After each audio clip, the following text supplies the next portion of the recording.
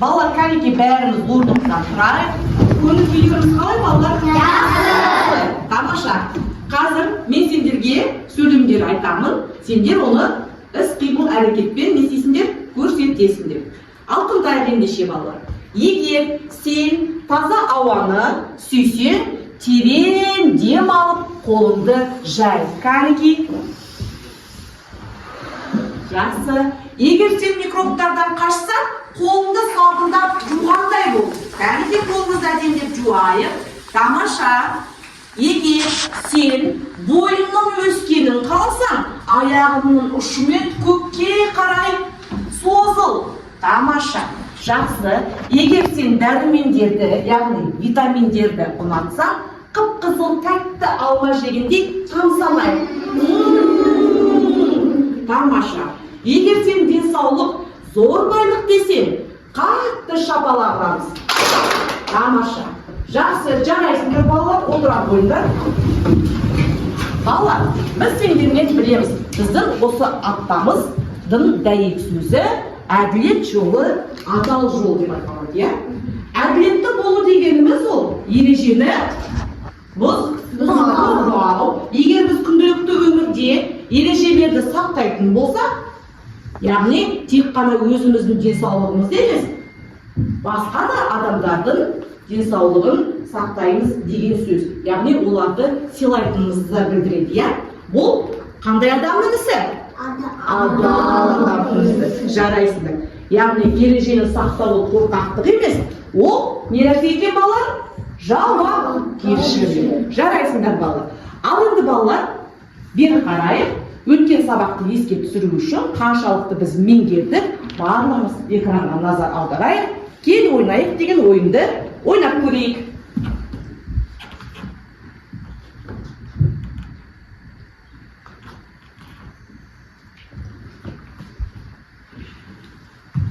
Ал денсаулыққа ең пайдалы сусын қайсы дейді? Газдалған тәтті су, таза су, кока-кола дейді. Кім дұрыс жауап бер, сол балаға мен денсаулық сақшысы деген осындай төс белгілер беретін боламын. Жақсы, Айбар, келе ғой. Егер дұрыс болса, әрине төс белгі берейін, тез. Таза су дейді. Жарайсың, Айбар, өте жақсы. Келесі, тамақ ішер алдында ең бірінші не істеу керек? Қолды сабынмен жуу керек, телефон ойнау керек, теледидар көру керек дейді. Әмина, келе ғой. Жылдам келеге, балалар. Не істеу керек? Қолды сабынмен жуу. Тамаша, дұрыс, өте жақсы. Келесі сұрақ. Дәрия, келе ғой. Сүт өнімдері не үшін пайдалы? Шашты түсі үшін, сүйектің мықты болу үшін дейді, тез ұйықтау үшін дейді. Сүйектің мықты болу үшін. Кәнекей, беріліп көрейік. Өте жақсы. Денсаулық сақшысы деген саған да бір төс белгі. Келесі сұрақ. Азима, келе ғой. Күніне неше рет тамақтанған дұрыс дейді? Бір рет тоқтаусыз жей беру керек дейді, немесе 3-4 рет уақыттылы дейді. 3-4 рет. Белгілеу ғой. Дұрыс, тамаша. Жарайсың, мінекей? Жақсы. Енді келе ғой, Жантас, келесі сұрақ. Қай тамақты көп жеу түске зиян? Сәбіз, тәттілер мен шоколад, алма дейді. Тәттілер мен шоколад. Жарайсың, Жантас. Денсаулық сақшысы. Енді соңғы бір сұрақ. Амырхан, келе ғой. Жемістерді жемес бұрын не істеу керек дейді? Ештеңе істемей жей беру керек, тек қабығын ашу керек, жуу керек дейді. Не дейді? Жуу керек, даусымыз шығарайық та, мінекей денсаулық сақшысы. Жарайсыңдар, балалар, өте жақсы. Барлығымыз үй тапсырмасына жақсы меңгеріп дайындалып келген екенбіз. Олай болатын болса, балалар, бізге қонаққа Сабырбек деген бала кетті. Қарындаш балалар, Сабырбектің қолында не бар екен? Алма. Демек, алмасы бар. Онда ол нені білдіреді? Алмасы, қолындағы алмасы. Ол дұрыс тамақ. Қол көтерейік. Ақназар. Ол дұрыс тамақ. Тану біледі екенін білді. Білдіреді. Яғни, Сабырбегіміз дұрыс тамақтанады екен. Бірақ балалар, Сабырбекке мұқият қарайықшы. Не байқап тұрмыстарда? Кім айтады? Айта ғой, не істепті? Қолы байланған, басында орап алған екен, иә? Қалай ойлайсыңдар? Сабырбекке не болған екен? Білдіретін келе ма? Ендеше Сабырбектің өзінен сұрайық, иә балалар? Әнекей тыңдайық Сабырбекті.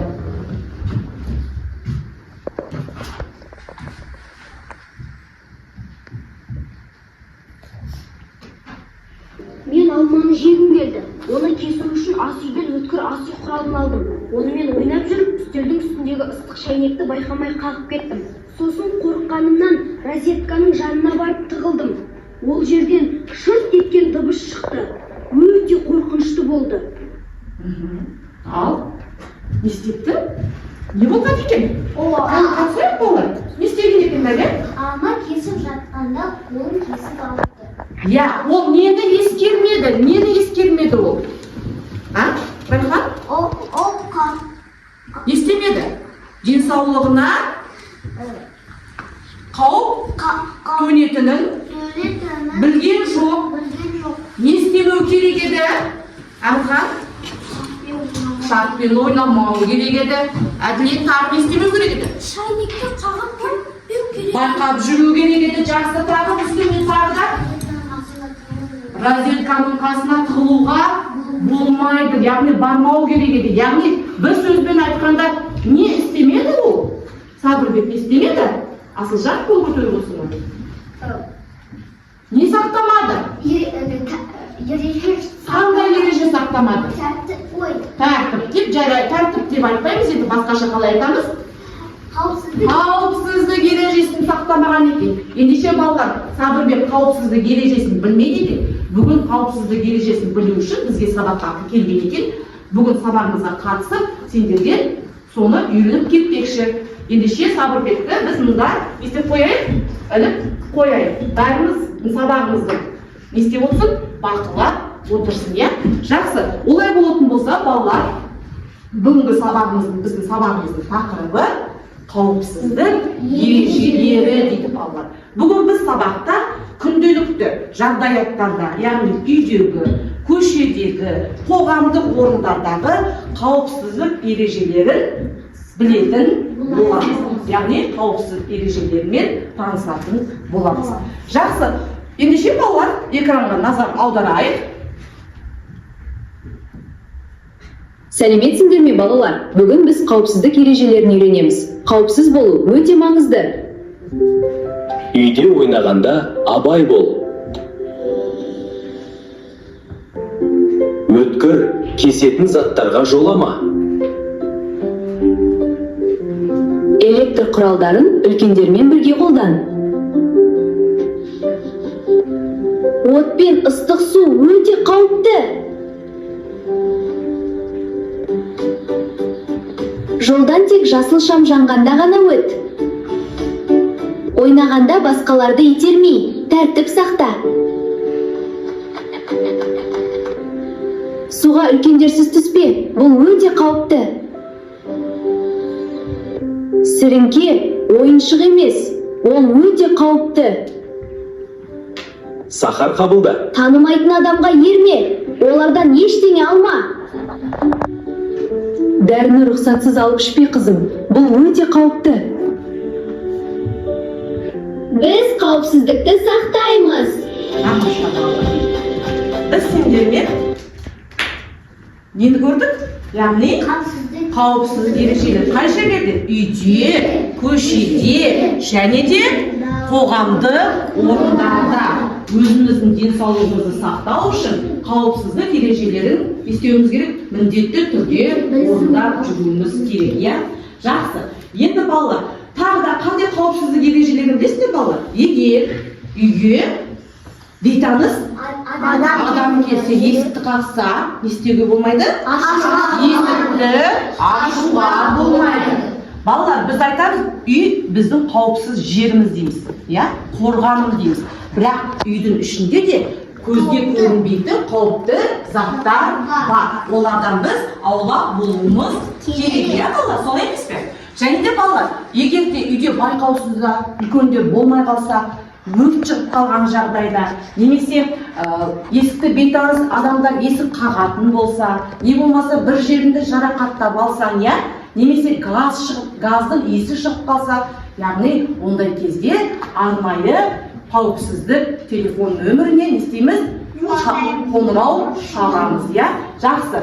Яғни өрт сөндіру біз білеміз балалар, ол 101 нөміріне хабарласамыз. Полицияға хабарласатын болса, жедел жәрдем керек болса, 103-ке, газ апаттық қызметін шақыру үшін, жедел құтқару қызметін шақыру керек болса, 112-ке. Олай болатын болса балалар, дәптерімізді ашып, тез-тез осы нөмірлерімізді не істеп аламыз? Қауіпсіздік телефон нөмірлерін жазып алайық. Балалар, бүгінгі күнге әуелі жазайық, қаңтардың 29-ы сынып жұмысы дейміз.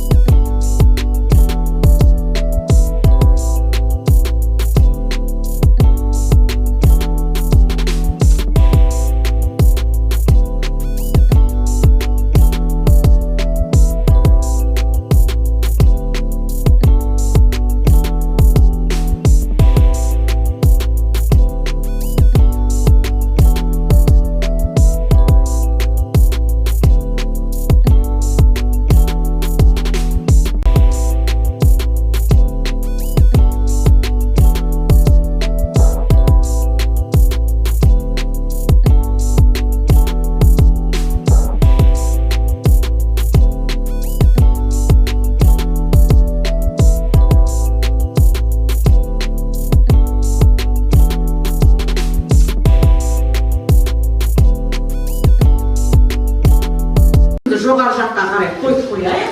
Олай болатын болса, қанекей оқулығымызды ашайық. Оқулығымыздың 62 және 63 беттерін қанекей ашайық. Алдымызға қояйық. Аштық па балалар? Жақсы. Олай болса, қазір Арман бізде Әділет болсын, Ақмарал бізде Әмина болсын. Қанекей барлығымыз саусағымызды қояйық. Әділет бастай қой, оқиық. Сақтау керек. Үйде, көшеде, табиғатта адамдар қауіпті нәрселер бар екен, ұмытпаңдар. Өмірімізді аман сақтау үшін қауіпсіздіктің бірнеше ережесімен танысайық. Сен менің үйім, менің қорғаным деген мақалды естіген шығарсың. Бірақ осы беріп қорғанда сенің жалғыз қалатын кезінде болады. Жарайды, жақсы балалар. Яғни әр адамның өмірі не дейді? Өте бағалы балалар. Сондықтан әр қашанда денсаулығымызды сақтау үшін қауіпсіздік ережелерін сақтап жүруіміз керек екен, иә? Оны ешқашан еш жерде ұмытуға болмайды.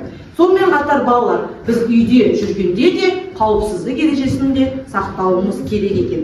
Олай болатын болса балалар, қазір біз сендермен топтық жұмыс орындаймыз. Әуелі тыңдап алайық балалар. Бірінші топ үй сақшылары деп аталады. Ол жерге қазір тапсырма, қыз баланың суреті берілген тапсырма беремін. Жан-жағында заттар бар, яғни қандай қауіпті заттар бар, соны естейсіңдер, анықтайсыңдар, және де ереже құрастырасыңдар, иә? Бірінші топ. Екінші топ, сендер қоғам сақшылары, яғни сендер су қоймасындағы қауіпсіздік ережелерін құрастырасыңдар. Екінші топ, түсінікті ме балалар? Ал үшінші топ көше сақшылары деп аталады.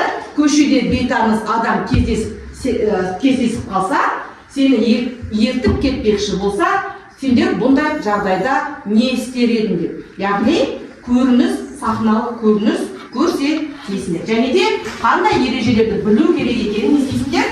Айтасыңдар. Міне, енді қараңдар балалар. Егер бірінші топтағы тапсырманы мен орындай аламын дейтін болсаңдар, орындарыңды ауыстырып, мына бірінші топқа келулеріне болады, немесе екінші топқа ауысуларына болады, немесе сахналық көрініс көрсетемін десеңдер балалар, үшінші топқа келіп жұмыс жасауға болады. Кәнекей орнымыздан тұрайық. Ережені сақтаймыз. Келіңдер тапсырмаларды орындап, кім қайда барғысы келеді, тез тұрған жұмыс жасаймыз. Тапсырма түсінікті ме балалар? Егер түсініксіз болса, сұрап алуларына болады. Тағы да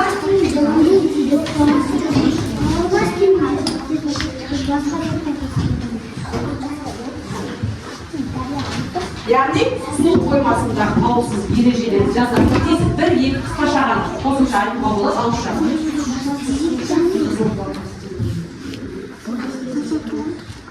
Балалар, егер бітсе, қоңырау басамыз, иә, біткен кезде. Сосын орнымызға барып отыра қаламыз. Егер бітсек.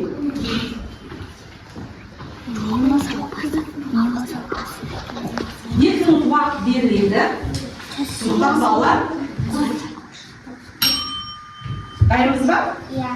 Бірінші топ дайын екен. Жақсы орындарына барып отыра қойыңдар, тақтаға іліп қойыңдар. Қоясыңдар ма? Аха, тақтаға іліп қойыңдар. Әзірге.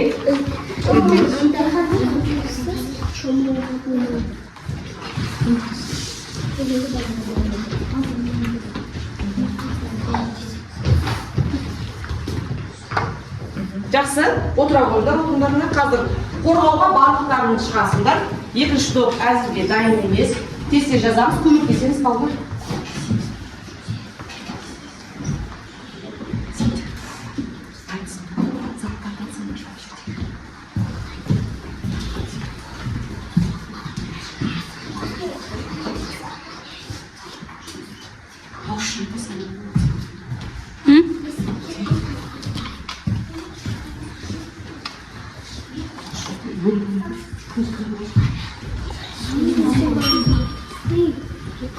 Екінші топ дайын ба?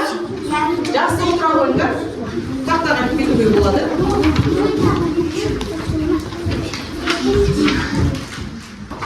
Үшінші топ рөлдерді бөліп алуға болады. Дайын болсаңдар, қоңырауды басуға болады, егер дайын болсаңдар. Жақсы, үшінші топта дайын екен, орнымызға отыра қаламыз. Әзірге заттарымызды аламыз да, орнымызға отыра қаламыз. Тақтаға деп. Жақсы. Ендеше балалар, қазір ортаға біз бірінші топ үй сақшыларын шақырамыз. Келе қойыңыздар.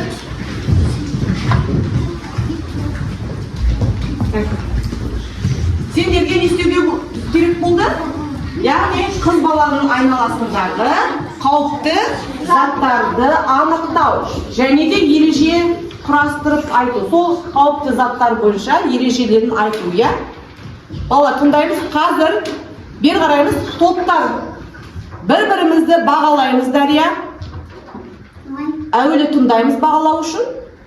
Мұқият тыңдауымыз керек. Әділ бағалауымыз керек қой. Сондықтан мұқият тыңдаймыз. Ал бастайық. Бірге ине қауіпті. Өйткені сен қолыңды есіп аласың. Иә, инемен ойнауға болмайды. Жақсы. Келесі кім? Дәрі өте қауіпті. Үлкен басқа дәріні ішіп қойсаң, басында алып талды. Яғни улану қалуы мүмкін. Уланып қалуы мүмкін. Жақсы, Үнжу, сіз не айтасыз ал? Тіпті қосық қоюға болмайды. Неге? Өйткені өрт болуы мүмкін. Дұрыс айтасыз, жақсы. Қайшымен ойнауға болмайды. Өйткені қайшыны қолыңды кесіп алуы мүмкін. Дене жарақатын жасауы мүмкін өз-өзіне. Жақсы, тамаша. Тыңдап отырмыз ба, балалар? Я шайнекті кесуге болмайды. Өйткені ол ыстық. Ыстық шайнекті кесуге болмайды дейді. Жақсы. Тағы? Сіріңкемен ойнауға болмайды. Дұрыс па, балалар? Иә. Неге? Өрт шығуы мүмкін. Тағы не қалып қойды бізде? Не қалып қойды? Кім айтады? Бір зат қалып қойды. Ал, Райхан айта қой. Бұл не нәрсе? Аты не? Сірке? Сірке су. Қышқылы. Қысқылы. Сірке Суын? суды ішуге болмайды. Ол не болады ішіп қойса? Ішіп қойса Адам уланады. уланады. Тіпті өліп кету қаупі де бар екен. Жақсы, тамаша балалар. Бірінші топтың жауабы дұрыс болды ма? Яғни 3 шапалақпен қазір не істейміз? Бағалаймыз. 3 шапалақпен шапалақтайтын болсақ, яғни бәрі дұрыс деген сөз. 2 шапалақ толық емес, толықтыру енгізу керек. 1 шапалақ, ол не деген сөз? Тапсырманы дұрыс орындамады деген сөз. Ал екінші топ бағалай қой. Жақсы, үшінші топ бағалай қой. Отыра қойыңдар, екінші топ келе қойыңдар. Сендерге берілген тапсырма. Терең жерге бар. Сіздерге қандай тапсырма берді? Судағы Қауіпсіздік ережелері. Иә, суда, яғни қоғамдық орындарда, су қоймада қауіпсіздік ережесін сақтау дейді. Ал Терең жерге баруға болмайды. Үлкен жерсіз түсуге болмайды. яғни суға не істеуге болмайды дейді? Жоғарыдан Секіруге болмайды. секіруге болмайды дейді. Тағы не айтасыңдар? Сосын не дейді? Кесеңдерші, оқысаңдаршы өздерінің жазғандарыңды. Үлкен жерсіз өзенге баруға болмайды. Дұрыс, тағы да Айбибі не қосасын? Асылжан қоса ғой, не қосасын? Адам шомылып жүргенде бетіне су шашуға болмайды. Неге? Өйткені адам батып кетуге болады. Бетіне су шашқаннан батып кете ма? Аяқтан Судың ішінде жүзіп жүргенде аяқтан тартып ойнауға болмайды. Жақсы, тағы кім айтады? Амина келе ғой. Тағы не істеуге болмайды? Жоғарыдан төмен секіргенде судың ішінде астында тас болуы мүмкін. Иә, дұрыс айтады. Ол не істеуі мүмкін? Адамға жарақат келтіреді. Иә, сондықтан жоғарыдан төмен секіруге болмайды. Тағы Айбибі кел. Тағы алып қосарыңдар ма? Тағы алыс жаққа баруға болмайды. алыс жүзуге, яғни белгіленген жерге дейін ғана жүзу керек. Иә, жақсы. Тағы Бегайдар не айтасың? Жатуға болмайды. Судың үстінде көп ұзақ уақытқа жатуға болмайды. Ең бастысын ұмытып кеттіңдер балалар. Егер бұл не? Жүзу білмесең, Өзіне жеке шомылуға болмайды. Яғни үлкендердің көмегімен шомылуға болады. Иә, жақсы. Балалар, жақсы отыра қойыңдар. Ал енді екінші топты, бірінші топ бағалап жіберейік. Ал бағалайық. Бірге. Жақсы. Үшінші топ бағалайық. Яғни өте жақсы деген баға беріп тұрсыңдар. Жақсы. Үшінші топты ортаға шақырайық. Сахналық көрініс, яғни бейтаныс адам кездессе, саябақта ойнап жүргенде бейтаныс адам кездессе, не істейсіңдер? Ал.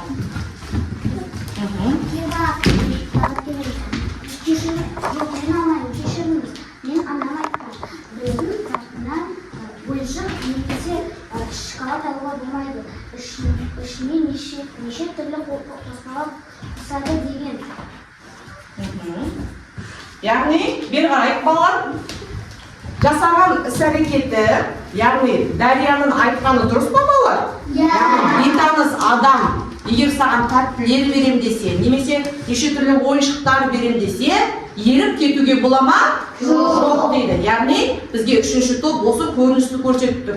Яғни үлкендердің қарауынсыз қалған кезде бейтаныс адамға еріп кетуге болмайды. Тіпті сенің оның қолында тәтті тұрса да, тәттіге қызығып кейбір балалар еріп кетуі мүмкін. Мүлдем ондай бейтаныс адамға жолауға болмайды. Тіпті бейтаныс адамның қолынан зат алуға болмайды. Сосын өздерін айтыңдар енді. Сосын бейтаныс адамға не деп айту керек? Жоқ деп айта білу керек. Егер етіп кетпекші болса, сендер кімдерге айтасыңдар? Қасымдағы адамдар. Яғни үлкен ересек адамдар болса, барып не істейсіңдер? Айтасыңдар. Көмек, дұрыс айтады, көмек сұрайсыңдар. Яғни бейтаныс адаммен мүлдем сөйлесуге болмайды. Жақсы балалар, заттарын мына жерге қойып қойыңдар. Ал енді балалар үшінші топты бағалап жіберейік. Өте жақсы ойнады дейді. Ойлаймын. Бірінші топ, үшінші топты бағалай қойыңдар. Кәнекей, жақсы, тамаша. Екінші топ бағалайық. Жақсы. Яғни шапалақтарға қарағанда барлығы жақсы, дұрыс орындаған сияқты, иә? Жақсы, олай болатын болса, балалар, қазір сендер орныңыздан тұрайық. Кішкене не істейміз? Серігіп алайық, иә? Тақтаға қарайық. Іс-қимылды барлығымыз бірге жасайық, иә?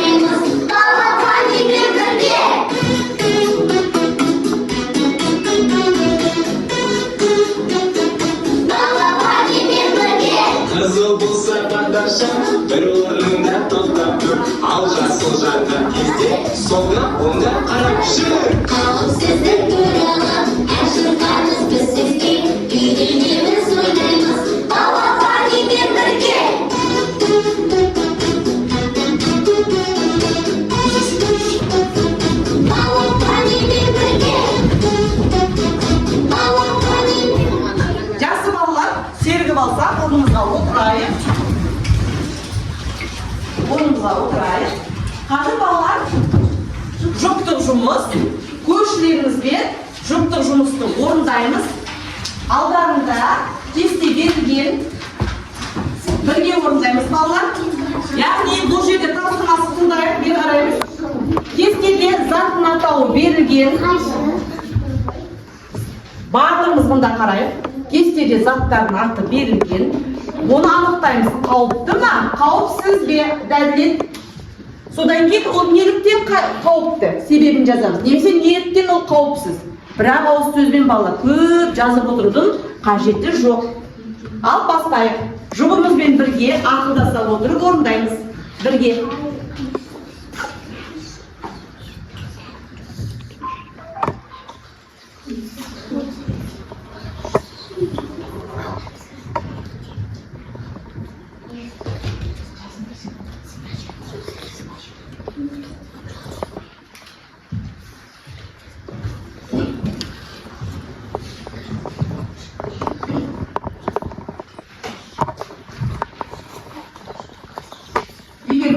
қаламымызды қойып қоямыз.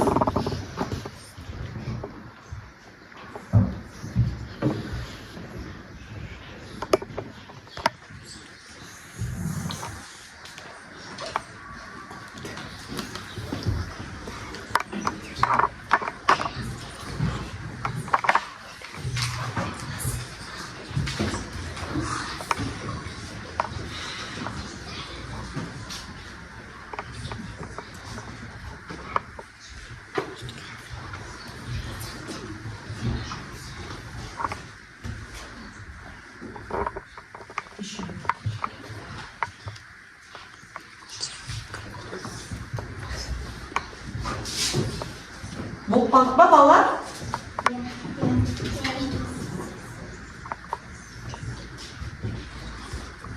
Аяқтайық.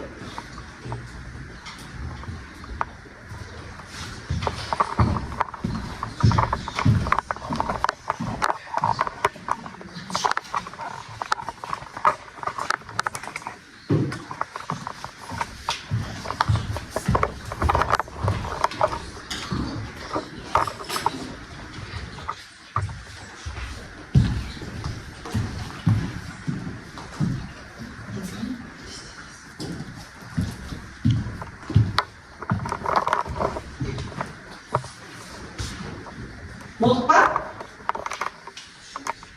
Аяқтайық. Ал.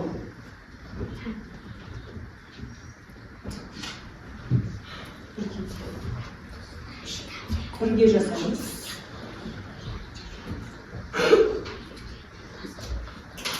Болған жүк қаламдарымызды қойып қоямыз.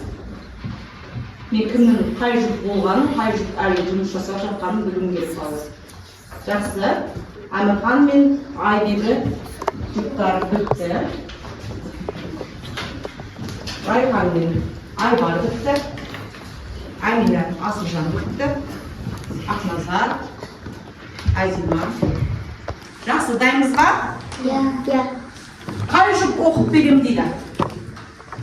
Бірінші жүк Райхан мен Айбар. Қайшы? Қайшы? Қалыпты. Онды кесіп аласың. Себебі? Себебі онды кесіп аласың. Жақсы, және де ол қандай зат? Үш күр, иә? Үш күр. Жақсы. Келесі, ойыншық қонжы Айбибі? Ойыншық ол қауіпсіз.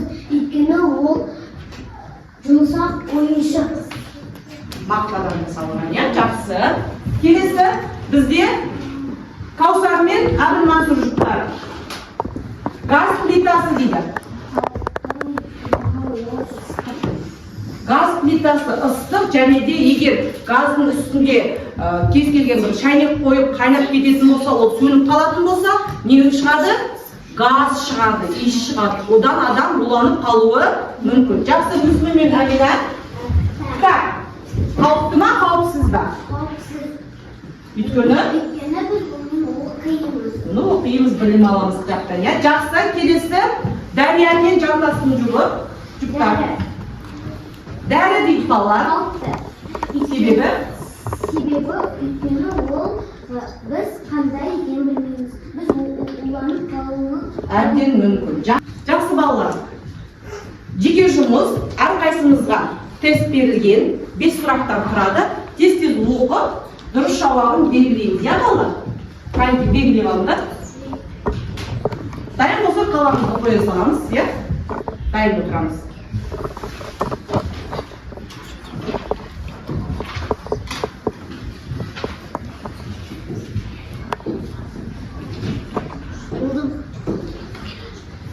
Дайынбыз ба? Иә.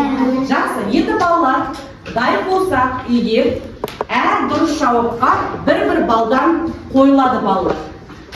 Кәнекей өзімізді тексеріп шығайық. Тақтаға қараймыз да, тақтадағы жауап пен өздерінің жауаптарını тексеріп, бір балдан қоямыз. Тексереміз кәнекей. Дұрыс жауапқа бір балдан қоямыз. Әркім өзін тексереді. Адал тексеруіміз керек, я балалар? Әділ болуымыз керек.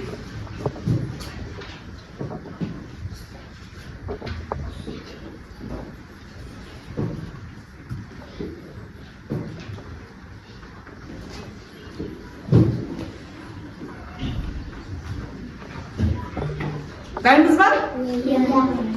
Ал кімде қанша балл? Кімде 5 балл кімде? Менде. Қол көтереміз. Бәрі 5 балл болып тұрсыздар, не? Жақсы. Кімде 4 балл? Әділ бағалады ба? Сенде қанша балл? 5 балл. Тамаша. Әмина? 5. Жақсы. Дастар, болдың ба? Неше балл екен? 5 балл ма? Жақсы, өте жақсы балалар. Бұл нені білдіреді? Яғни сенде қауіпсіздік ережелерді өте жақсы меңгергендіктеріңді білдіреді екен, иә? Жақсы. Олай болатын болса, балалар, біз Сабырбек күні бойы біздің сабағымызды бақылап отырды. Сендермен бірге қауіпсіздік ережелерін құрды. Енді осы Сабырбектен сұрайық. Иә?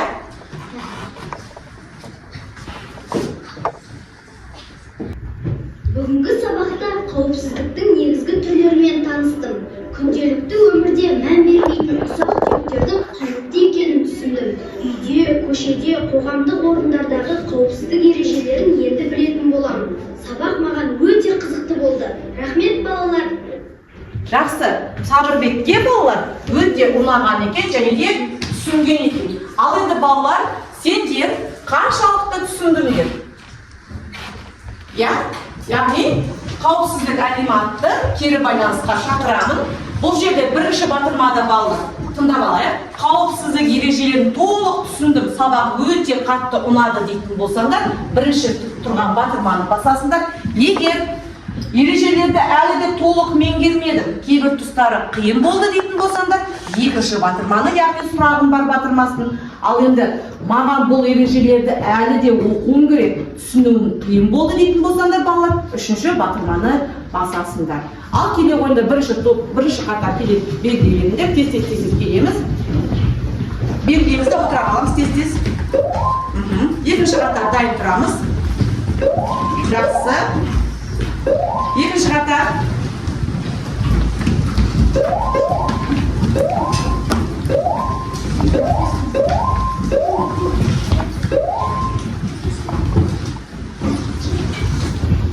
Үшінші қатар келе қойында.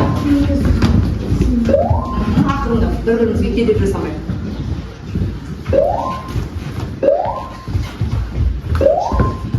Екі бала белгілемей қапты ғой. Жантас белгіле. Амина. Қай Амина? Сен кейін жоқсың, неге өтсің? Жақсы. Яғни барлық бала 21 бала кері байланыс берді, иә? Жақсы балалар. Ендеше олай болатын болса, балалар, үйге сендерге қазір мен мынандай жадынама таратқым келіп тұр, балалар. Яғни үйде болғанда, көшеде және де қоғамдық орындарда қандай ережелерді сақтау керек, қандай ережелерді білу керек, сол жайында мен сендерге мынандай жадынама жеке-жеке таратқым келіп тұр, иә, балалар?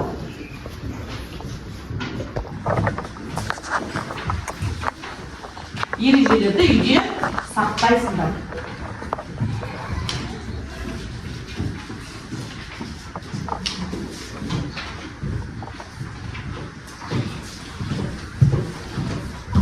Үйде оқып танысасыңдар, иә?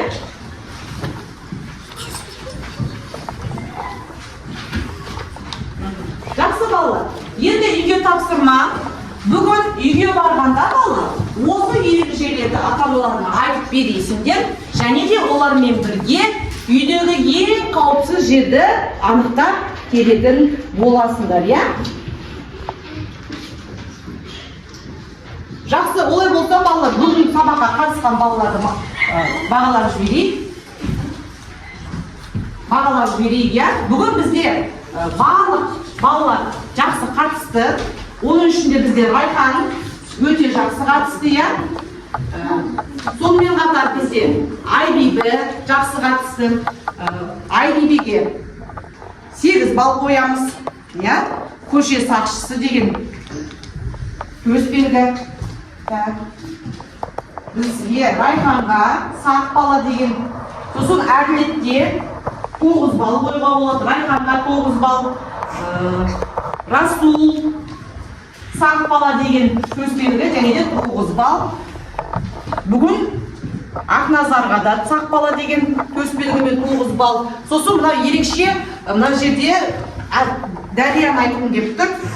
Көше сақшысы деген төсбелгі және де Дарияға ойнағаны үшін, әдемі сахналық көрініс қойғаны үшін өте жақсы.